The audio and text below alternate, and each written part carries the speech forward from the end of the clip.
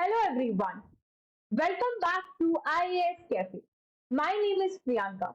Let us begin with today's decoding session of the Hindu, 6th of September 2023. From today's newspaper, these are the topics which we will be covering today. Number one is about the Right to Information Act, जो कि काफी दिनों से news में चल रहा है. Then the discussion on the one nation, I'm sorry, it is one nation and one election. It is not Rashin Cut. The topic is about the one nation and one election. And then we'll be talking about the change of the name, that is India from the Bharat. In the recent G20 meeting as well, President of India was not called as President of India. The President of India was actually referred as the President of Bharat. So before we start discussion on it, this is our YouTube channel, IAS Cafe.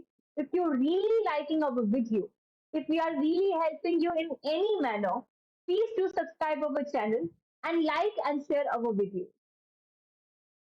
Any kind of a positive, valuable feedbacks are always welcome. You can just write down in the comment section. We will try to solve your problem. Okay. Now coming to the main discussion, that is the first topic, which is the RTI Act, which is also known as Right to Information Act. So what is RTI Act 2005?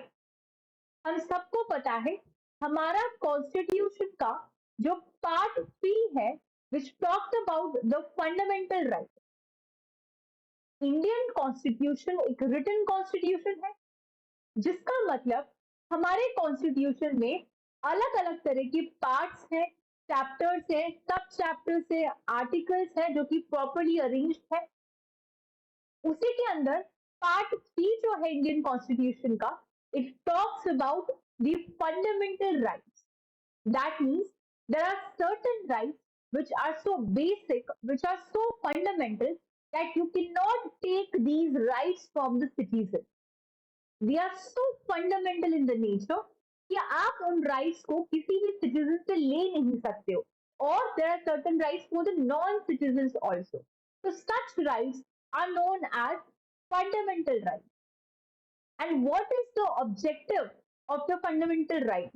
Or what was thought as an objective while drafting a constitution, that we should inculcate fundamental rights in our constitution? See, when constitution was framing up, so if I talk about the constitution makers, okay, so the constitution makers, they were preparing or drafting the constitution, and under this constitution, supreme power was given to the government or the state. I'll not say supreme, but kind of more power was with respect to the government or the state. That means if we are giving power to the government or state, there are very high chances that the state or government can misuse its power towards the citizens of the country. अगर आप किसी भी authority को बहुत ज्यादा power दे देते हो, तो इसके बहुत ज्यादा हाई चांसेस है कि वो अपने पावर का मिसयूज करेंगे. इस केस के अंदर, if you are giving high power to the government or the the government or the state, that means there is very high chance that the state or the government will misuse its power towards the citizen of the country. So to prevent the citizens, ठीक है, तो country के citizens को misuse होने से बचाने के लिए कंट्री के सिटीजन्स को कुछ राइट दिया गया था, जिसको फंडामेंटल राइट बोला गया, कि चाहे कैसी भी सिचुएशन आ जाती है, ये फंडामेंटल राइट जो सरकार है वो छीन नहीं सकती है. ये इतनी बेसिक होगी that no one can take this right from the citizen. But क्या ये फंडामेंटल राइट एब्सोल्यूट है? I reiterate my question. Is this fundamental right absolute in nature? The answer is no. Fundamental rights are an important part, but with the reasonable restriction. if there are reasonable restrictions, which is already mentioned in the Constitution, that fundamental right can be infringed. अब जब fundamental right clear है तब यहाँ पे देखेंगे that RTI यानी कि the right to information और the right to information act 2005 it is enshrined in article 19 clause 1 of part 3 in the constitution यानी हमारे कॉन्स्टिट्यूशन का पार्ट 3 जो कि फंडामेंटल राइट की साथ बात करता है उसका article 19 clause 1 right which talks about the freedom of speech and expression that is the right to freedom ठीक है तो यहाँ पे right to freedom की बात होती है तो इस आर्टिकल 19 सब क्लॉज के अंदर आपके पास आता है right to information why because this article talks about right to freedom of speech and expression कि मेरी इच्छा है वो मैं बोल सकती हूँ जो इंफॉर्मेशन है वो मैं रिसीव कर सकती हूँ that means I have a right to deliver information or to receive an information until and unless there are reasonable restrictions over it or I am not harming any other person. So, in pursuit to that, we can clearly say that right to information or RTI is a part of what the fundamental right Article 19 clause 1. Then next, it talks about the Raj Narayan versus the Uttar Pradesh state. The Supreme Court ruled that the right to information is a fundamental right and it is the citizen's right to know about the workings of the government. तो जब मैं कहती हूँ या फिर हमारे जो constitution है उसके according if I am saying that under article 19 clause 1 under article 19 clause 1 if RTI is the fundamental right तो क्या मुझे सपना आया और मैंने आपको बता दिया नहीं आपके पास एक बहुत इंपॉर्टेंट केस है that is the Raj Narayan versus the Uttar Pradesh state case इस स्टेट के अंदर जो सुप्रीम कोर्ट है उन्होंने अपनी रूलिंग में बोला that right to information is a part of fundamental right और इसके तहत आपको 15 जून 2005 को जो एक्ट है वो पास किया गया तो ये एक लीगल राइट भी आती है ठीक है तो अगर यहाँ पे आरटीआई एक्ट आ गया है तो we can say that it is a legal right as well okay so it is also legal right here so the credit for this act goes to the Aruna Roy ये नाम बहुत इंपॉर्टेंट है please इसको याद रखिएगा that Aruna Roy is related to which case The RTI Act 2005 replaces the Freedom of Information Act 2002.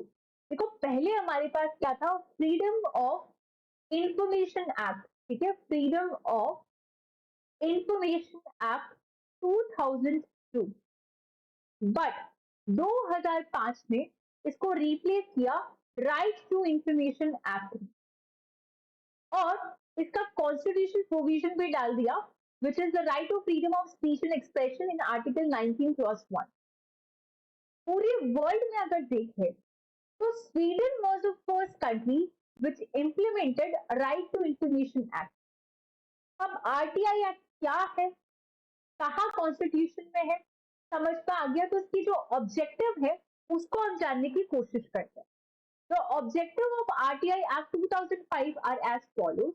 Number one is to establish the good governance. जैसे कि हमने कहा to prevent from the misuse of the governance.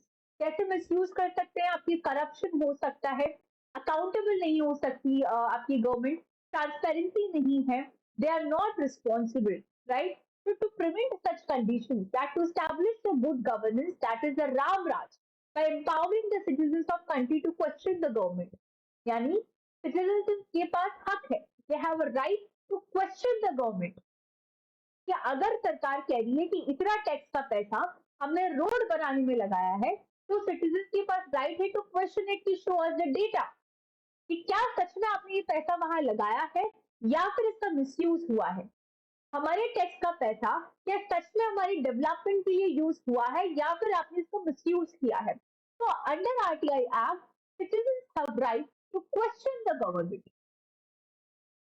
Okay, so the RTI Act 2005 helps to promote transparency, accountability, responsibility in the working of the government of the country.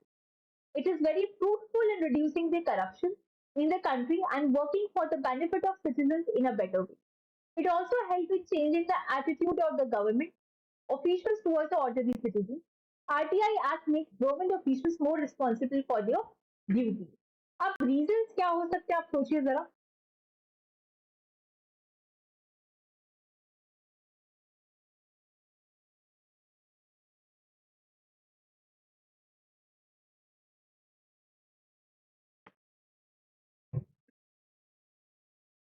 Obviously corruption है, international pressure और activism में जैसे कि हमने बोला that Sweden was the first country to adopt the RTI Act.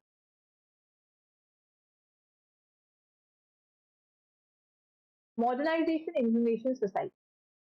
अब आ जाते हैं मेन फीचर्स कि आरटीआई एक्ट के अंदर फीचर्स क्या क्या है. इसका जो सेक्शन 1 क्लॉज 2 है, it extend to the whole of India except the state of Jammu and Kashmir. इसको आप चेंज कर लीजिए, Jammu and Kashmir is no more a state. Okay, then section 2 clause F, इसमें लिखा है आप कह रहे हो कि राइट टू इंफॉर्मेशन में हम इंफॉर्मेशन को क्वेश्चन कर सकते कि हमें ये इंफॉर्मेशन बताइए, पर ये इंफॉर्मेशन है क्या. ये इंफॉर्मेशन है कोई भी record, documents, memos, emails, opinions, advices, press releases, circulars, orders, logbook, contracts, reports, papers, samples, models, data material held in any electronic form, चाहे वो किसी इलेक्ट्रॉनिक फॉर्म में हो या फिर information related to any private body which can be accessed by public authority under any law. यानी कोई भी इंफॉर्मेशन अगर उसको पब्लिक अथॉरिटी एक्सेस कर पा रही है किसी भी लॉ के अंडर तो वो आरटीआई एक्ट में आएगी. अब आप बोलोगे पब्लिक अथॉरिटी मतलब क्या, ये सुप्रीम कोर्ट है या राज्य सरकार है या मोदी जी है. What is this public authority, जो इस पब्लिक अथॉरिटी है वो क्या है, वो यहाँ पे है. पब्लिक अथॉरिटी का जो मतलब है इसको समझने से पहले एक और इसका सेक्शन हम देख लेते हैं 2J. That RTI means the right to information accessible under this act which is held by or under the control of any public authority and include the right to inspection of these things. अब बात करते हैं कि public authority का मतलब यहाँ पे क्या है. Public authority means any authority और बॉडी और institution of self government established or constituted by under the constitution. या कोई भी अथॉरिटी या तो वो कॉन्स्टिट्यूशन के अंडर बनी या पार्लियामेंट या स्टेट लेजिस्लेचर के द्वारा किसी लॉ के थ्रू बनी है और notification by the executive that is appropriate government orders के थ्रू. तो ये सब आपके पास पब्लिक अथॉरिटी का हिस्सा जो है माना जाए.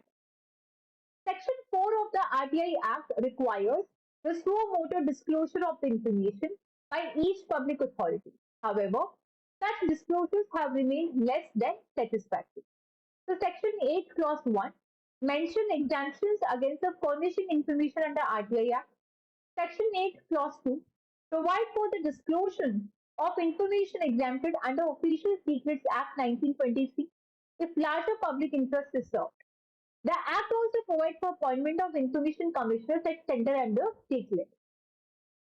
टाइम पीरियड कि भाई मैंने इंफॉर्मेशन मांगी कि मुझे इस चीज की इंफॉर्मेशन दो, तो क्या वो 1 साल में देंगे, 2 साल में देंगे, कब तक देंगे, ये इंपॉर्टेंट है. अगर कोई नॉर्मल सिचुएशन है, okay, if it is about a normal condition, I think my writing is improving a bit. Okay, तो there is a normal condition, तो मिनिमम आपको 30 दिन के अंदर अंदर इंफॉर्मेशन मिल जानी चाहिए from the recipient of application by public authority. लेकिन अगर कोई इंफॉर्मेशन ऐसी है जिससे किसी की पर्सनल लाइफ या लिबर्टी का कंसर्न उठ के आता है, क्या कोई आर्टिकल बता सकता है about the personal life and liberty? It is article 21. तो वो इंफॉर्मेशन आपको 48 आवर्स के अंदर अंदर मिल जानी चाहिए. So either 30 days in the normal situation or the 48 hours if it is concerning related to the life or liberty of a person. Now, Coming to our second topic, that is the one nation, one election. 2 minute आप सोच के देखिए, one nation one election से ये editorial में क्या discussion हो सकता है?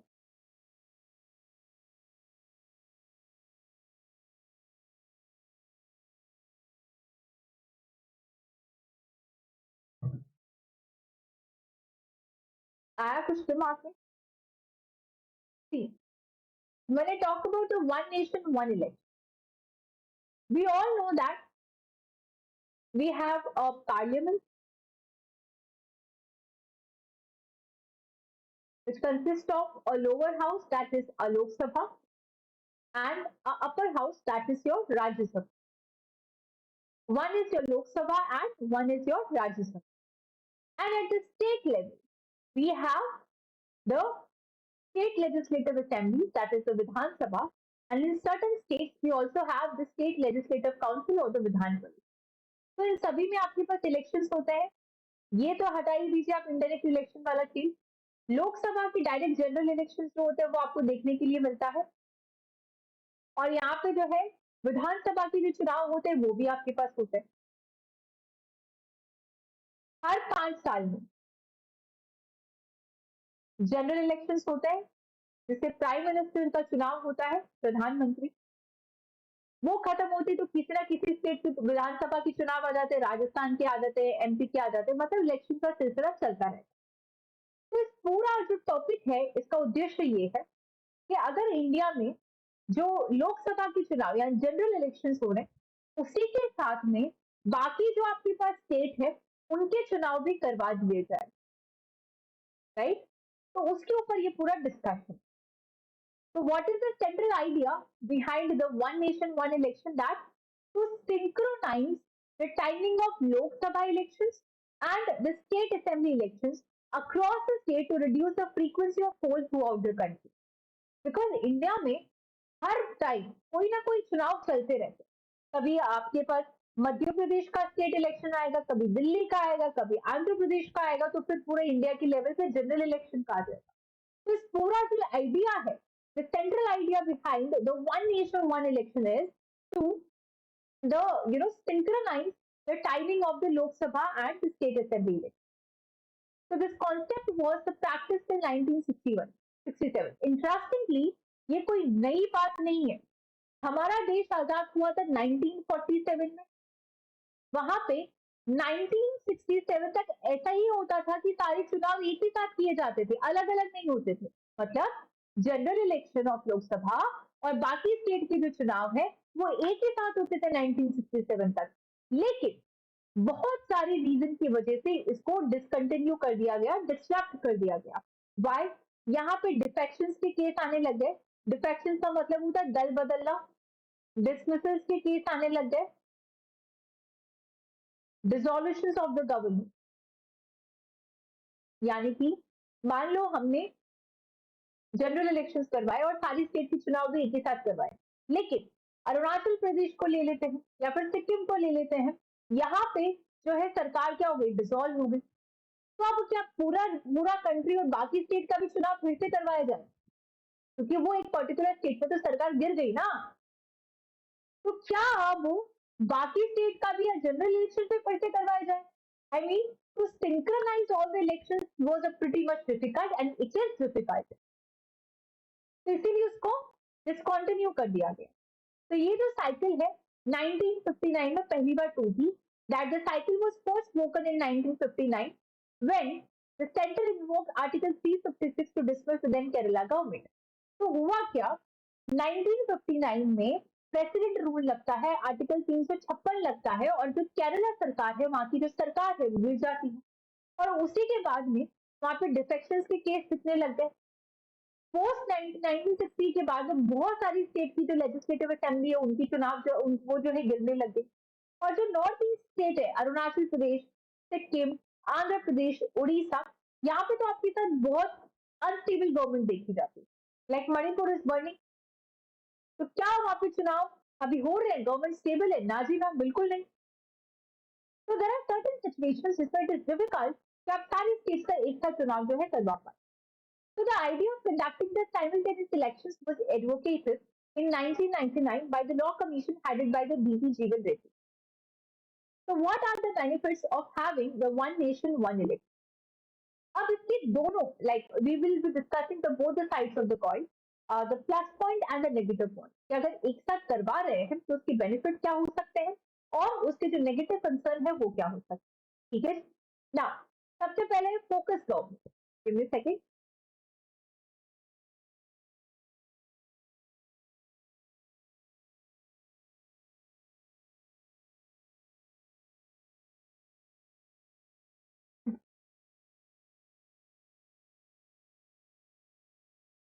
So what are the benefits of having the one nation, one election? Number one benefit is your focus government, यानी सरकार जो है एक किसी भी प्रॉब्लम के सोल्यूशन की तरफ फोकस कर पाएगी। अभी क्या होता है कि सरकार कोई काम करती है उससे पहले उनको अगले चुनाव की टेंशन हो जाती है, प्रचार प्रसार में लग जाती है, right. So it enables the government to concentrate on the governance once the elections are over. So today there is some elections or the other in some part of the country. Her time पे कहीं ना कहीं चुनाव होते ही रहते हैं, at least हर 3 महीने में आपको कहीं ना कहीं चुनाव जरूर दिख जाएगा। So the entire attention of the country becomes focused on these elections. Then continuity in the policy decision. देखो होता क्या है, एक सरकार आती है, पॉलिसी आती है, फिर सरकार गिरती है, पॉलिसी का क्या है पता नहीं क्या करना है ना। तो the model code of conduct या फिर आचार्य संहिता comes to play just after the elections are announced by the election commission, ठीक है। तो होता क्या है, इलेक्शन कमीशन जो हमारी कंट्री का वो क्या करती है आपके पास, इलेक्शन जब अनाउंस करती है तब लगता है आपके पास मॉडल कोड ऑफ कंडक्ट। तो उस टाइम पे no new policy decisions are taken during the elections due to the model code of conduct. तो इस टाइम पे कोई नई पॉलिसी आप नहीं ले सकते, even when no fresh policy decision is necessary. Then reduce cost of election. देखो ये तो बेनिफिशियल है ही है कि अगर आप एक साथ चुनाव करवा रहे हो पूरी इंडिया के अंदर तो आपके पास जो पैसा है ना, money is important sir, money के बिना कुछ भी नहीं है। तो ये जो आपके पास पैसा है ये जो है इसका खर्चा बहुत ज्यादा बच जाएगा, क्योंकि अगर आप जनरल इलेक्शन में पैसा लगा रहे हो फिर वो इलेक्शन कमीशन जो है जगह जगह आपके पास चुनाव के लिए फैसिलिटी वगैरह करवाएगी, फलाना फलाना। लेकिन फिर आप 3 महीने में फिर कहीं और केरला में चुनाव हो गए तो वहां पे फिर वही फलाना ठिकाना वापस करना पड़ेगा, खर्चा लगेगा। जब एक साथ आप चुनाव करवाते हैं तो जो पैसा है वो इसमें बच जाता है। तो one of the main reason for the political corruption is frequent election and enormous amount of money has to be raised at every election. So election expenses of the political parties can be reduced drastically if the elections are held simultaneously. Okay. Now, deployment of security forces जो कि चुनाव में लगता है, election में जिनकी duties लगती है वो भी कम हो जाएगी, हॉर्स ट्रेडिंग बंद हो जाएगी, जो फ्रीबीज मुफ्त में सेवा देने के लिए जो प्रोमिस होते हैं वो कम हो जाएगा। अब इसमें जो चैलेंजेस है वो क्या, देखो पॉजिटिव तो आपने देख लिए, अब इसी के साथ यहाँ पे जो चैलेंजेस है वो हम देखेंगे और फिर हम आएंगे हमारे जो थर्ड टॉपिक है उसके ऊपर। सबसे पहला जो चैलेंज है वो है आपके पास संविधान का आर्टिकल 83 क्लॉज 2 और 172 है ना। तो सबसे पहली चीज आ जाएगी यहाँ पे आर्टिकल 83 क्लॉज 2 और उसी के साथ article 172 of the constitution. Okay, so it stipulates that the tenure of Lok Sabha and state assemblies will be last for 5 years unless dissolved earlier, and there can be circumstances as in Article 356 wherein assemblies can dissolve earlier. Therefore, this raises a serious question. हमारा constitution का article 83 clause 2 और 172 बोलता है कि आपके पास जो constitution है उसमें जो लोकसभा का जो टेन्योर है और जो स्टेट असेंबली का टेन्योर है वो 5 साल का होना चाहिए अनटिल एंड अनलेस कि आपकी वो स्टेट जो है उसमें आपके पास प्रेसिडेंट रूल लग गया है या सरकार गिर गई है। लेकिन अगर आप एक साथ चुनाव करवाओगे तो ये पूरा मामला गड़बड़ हो जाएगा, ठीक है। लॉजिस्टिकल चैलेंजेस, तो ये ऑब्वियस सी बात है। Against the idea of federalism, देखो फेडरलिज्म बहुत ही प्यारा कंसेप्ट। आप oh my god, if you're preparing for the mains you must write an answer or you must read about asymmetrical federalism। आज आप अपना क्वेश्चन जो है इसी के ऊपर लिख सकते हो, what is asymmetrical federalism। okay, so when we talk about the federal structure of the constitution, इसमें The power is divided between the center and the various states, right? That means if there are multiple states in our country, so the power is divided between the center and the state. तो जब आप सारे state का चुनाव एक साथ लोकसभा के चुनाव के साथ करवाना चाह रहे हो तो कहीं ना कहीं आप फेडरलिज्म को इन्फ्लुएंस कर रहे हो, आप उनके पावर्स को एक्वायर कर रहे हो, you are entering in their power zone, right? So it is against the idea of federalism. It does not square with the concept of federalism as established on the notion that entire nation is one contradicting and the content of Article 1 which envisages India as union of states. So what are the legal challenges? The Law Commission headed by Justice B.S. Chauhan reported that simultaneous elections are not feasible within the existing framework of the Constitution. It said that the Constitution, the Representative of People Act 1951, and the rule of procedure of Lok Sabha and state assemblies would require the appropriate amendment. The Commission also recommended to receive ratification from at least 50% of the state. इसमें होता क्या है, जब भी आप federal structure की किसी चीज को देखो, अमेंडमेंट है, आर्टिकल 368 आप कॉन्स्टिट्यूशन को अमेंड करते हो, लेकिन आप ऐसा कोई कॉन्स्टिट्यूशन की चीज को अमेंड करते हो जिसमें फेडरल स्ट्रक्चर का इम्पैक्ट होता है, तो उसमें कम से कम 50% जो स्टेट है अगर उसको रेटिफाई कर देता है तो वो आपका पास हो जाएगा। रीजनल इंटरेस्ट को आप ओवरशैडो कर रहे हो, उसके अंदर ये बहुत ही बड़ा प्रॉब्लम है। जरूरी नहीं है कॉस्ट इफेक्टिव हो, ये इतना कोई स्ट्रॉन्ग रीजन नहीं है, but it is a reason, correct?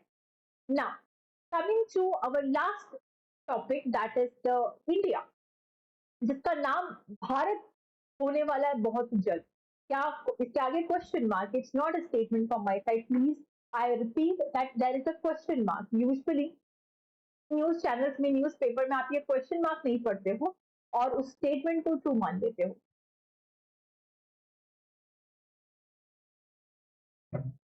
So India to be called the Bharat soon. India, that is Bharat, सबसे पहले इंडिया का नाम मैं भारत बोलती हूँ, तो पहले ये भारत का नाम क्या है, इंडिया कैसे नाम आया, लिंक क्या है, हिस्ट्री क्या है, थोड़ा सा बैकग्राउंड की तरफ हम चलते हैं। A short history of nations name from Rigveda to the Constitution of India. अब आप में से कोई ऐसा तो नहीं है जिसको पता नहीं कि भाई ऋग्वेद क्या होता है? अगर ऐसा है तो प्लीज बेसिक एनसीईआरटी की किताबें पढ़ के आइए, आईएएस ऐसे नहीं होता, देयर इज नो शॉर्टकट। एक बहुत ही प्यारी बुक है, would like to show you all that discipline equals freedom, and इसके फर्स्ट पेज पे यही लिखा है that there is no shortcut. So this is like there is no shortcut, there is no hack, you have to find a way, be disciplined, and you will be leading towards the freedom of your life. So similarly with respect to the UPSC, there is no shortcut. No matter how good the teachers explaining you, थोड़ा बहुत work आपको करना पड़ेगा। So if I talk about the history syllabus of the UPSC, history का जो syllabus है, it is divided into 3 parts: ancient, medieval and modern, और एक आप world history या post independence वो भी cover कर सकते हो। तो जब आप एंशियंट हिस्ट्री पढ़ते हो उसमें आप पढ़ते हो वैदिक, अर्ली वैदिक पीरियड और लेटर वैदिक पीरियड। तो इसी वैदिक पीरियड के अंदर हमारे पास आता है ऋग्वेदा, ठीक है, Rigveda, that is the early Vedic period, है ना? तो ऋग्वेद के टाइम से कॉन्स्टिट्यूशन में ये जो नाम है वो है, तो there is a speculation of official change. तो यहाँ पे एक अंदाजा लगाया जा रहा है कि जो ऑफिशियल नेम है वो यहाँ पे चेंज हुआ है of the country from India to Bharat, even though देखो हमारा कॉन्स्टिट्यूशन का पार्ट 1 जो है, it talks about the union and its territory. उसका आर्टिकल 1 क्या बोलता है, दैट कॉन्स्टिट्यूशन ने 2 नाम दिए हैं हमारी कंट्री के लिए इंटरचेंजेबली। आप इंडिया भी यूज कर सकते हो और भारत भी यूज कर सकते हो। आई रिपीट, हमारे संविधान का, हमारे कॉन्स्टिट्यूशन का जो आर्टिकल 1 है, that is the article 1 of the Indian constitution, ये बोलता है कि यूनियन ऑफ स्टेट यानी हमारी ये जो कंट्री है उसके लिए आप 2 नाम इंटरचेंजेबली यूज कर सकते हो, that is one is your India और दूसरा नाम आपके पास हो जाएगा दैट इज दी भारत। और अभी जब G20 मीटिंग की जो डिनर होस्ट हुआ था उसमें प्रेसिडेंट ऑफ इंडिया ना बुला के प्रेसिडेंट ऑफ भारत जो टर्म है वो यूज किया गया है। तो ये स्पेकुलेट किया जा रहा है कि क्या इंडिया का नाम बदल के भारत कर दिया जाएगा। So there is a speculation of an official change in the name of country from India to Bharat, even though Article 1 of the Constitution mentions about the both. 2020 में सुप्रीम कोर्ट ने एक पीआईएल को रद्द कर दिया गया था, जिस पीआईएल के अंदर इंडिया नाम को रिमूव करने की बात की गई और बोला गया था कि जो भारत है वो नाम रखा जाए। तो where does the Bharat come from? ये जो टर्म भारत है वो कहाँ से आता है? हमारे जो हिस्टोरिकल लिटरेचर्स है, जो पुराने लिटरेचर्स है, वहां पे भारत वर्ष जो है एक बहुत ही फेमस पावरफुल महाभारत के टाइम पे एपिक है। The Purana describe Bharat as a land between the sea in the south and the snow in the north. Bharat is also name of ancient king of legend, जो कि Rigveda time के जो Bharat tribe है वहां से belong करते थे। 1927 में जवाहरलाल नेहरू लिखते हुए बोलते हैं that fundamental unit of India that is endured for remote past a unity of common faith and culture. तो यहाँ से आप ये देख सकते हो कि ये नाम चेंज के ऊपर पूरा डिस्कशन है। You don't have to you know कि रीड एवरीथिंग कि क्या कर रहे हैं या नहीं कर रहे हैं। डेली जो एडिटोरियल में आ रहा है ज्यादा टाइम वेस्ट मत करो, बस पता करो कि आपके पास क्वेश्चन आ सकता है दैट इज नेम चेंज के ऊपर, राइट?